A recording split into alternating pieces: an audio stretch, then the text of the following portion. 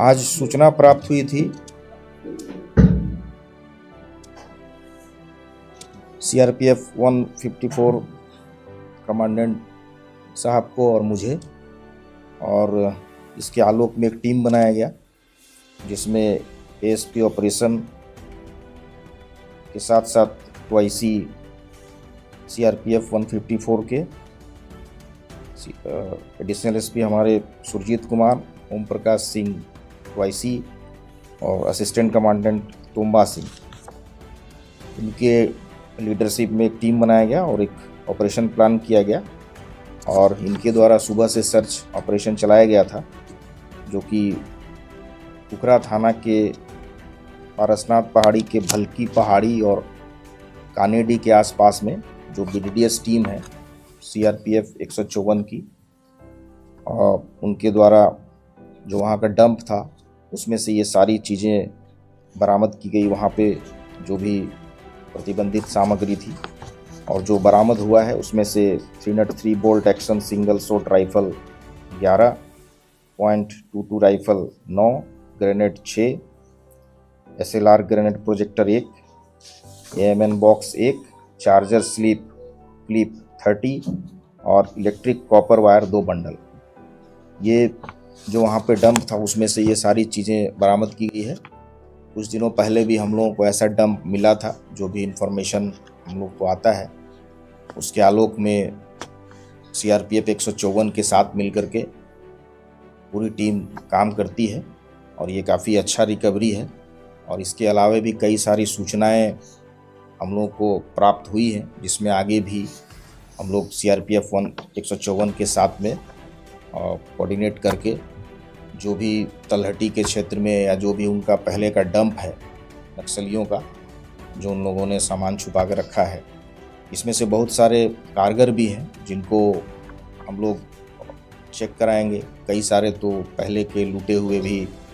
Rifle हैं जो उसके पहले बरामदगी हुई थी, इन सभी का मिलान भी किया जाएगा।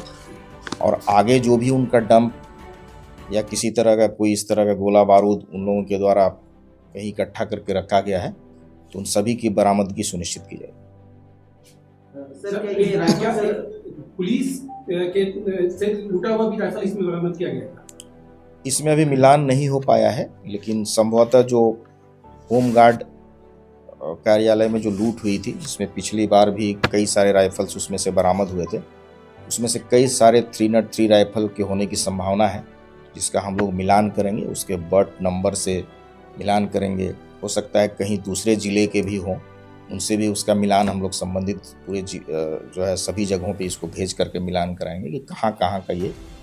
राइफल है, लूटा हुआ है या किस तरह का है। लेकिन जो भी है सारे जो है वो फैक्ट्री मेड हैं, तो ये पता चल जाएगा कि कहाँ का ये राइफल है। कि माननीय गृह मंत्री ने 31 मार्च नक्सल मुक्त भारत का की घोषणा कर रखी है। उसी क्रम में चाहे वो जिला पुलिस हो, चाहे वो केंद्रीय रिजर्व पुलिस बल हो, चाहे वो कोबरा हो, हमारे पुलिस महानिरीक्षक श्री साकेत के नेतृत्व में लगातार हम लोग अभियान चलाए हुए हैं। अभी हाल में ही आप लोगों को मालूम हुआ होगा कि चाईबासा में 17 नक्सली मारे गए, जिसमें से एक सीसीएम मेंबर भी रहा है, अनिल दा पतिराम माझी। उसी क्रम में सघन अभियान चलाया जा रहा था। हम लोगों को इधर भी खबर मिली कि चाईबासा से हटकर भी कुछ और जगह पे अन्य नक्सल जो है घूम रहे हैं। तो रात में जैसे हमको सूचना मिली, हमको और एसपी महोदय को, तो उसी क्रम में हमने ये अभियान तय किया और बिना देरी किए हुए हमने इसको क्रियान्वित करने की कोशिश की। और हमारे द्वितीय कमान अधिकारी परिचालन ओम प्रकाश सिंह और श्री सुरजीत एएसपी परिचालन जो कि अभी एसपी हैं, उनके साथ और सहायक कमांडेंट थोम्बा के नेतृत्व में टीम जो है ये खुखरा थाना के भलकी पहाड़ी क्षेत्र में ये डंप मिला। हमारे बीडीडीएस जो टीम थी सीआरपीएफ की, उसके कुशल कौशल के कारण, और हमें अभी पूर्ण विश्वास है कि आज नहीं तो कल और भी डंप होने की संभावनाएं हैं। और सबसे बड़ी, जैसा आपने प्रश्न पूछा कि ये सफलता ये इसलिए भी है ये सारे वेपन ये प्रोहिबिटेड बोर हैं, जो आज नहीं तो कल नक्सलियों द्वारा ये यूज़ किए गए थे। और हम आशा करते हैं कि भविष्य में भी ऐसे डंप अवश्य मिलेंगे, और केवल डंप ही नहीं मिलेंगे बल्कि हम जो बचे खुचे नक्सल भी झारखंड में हैं, अगर वो जहां हम अभियान चला रहे हैं और भाग के हमारे क्षेत्र गिरिडीह में या हमारा जो एरिया ऑफ ऑपरेशन आने की कोशिश करते हैं, तो उनको हम नस्तनाबूद करके ही सर, रहेंगे। सीआरपी के द्वारा खोजी कुत्ता का भी इस्तेमाल इसमें किया गया था। इसमें किसी कारण से हमने खोजी कुत्ता का इस्तेमाल नहीं किया,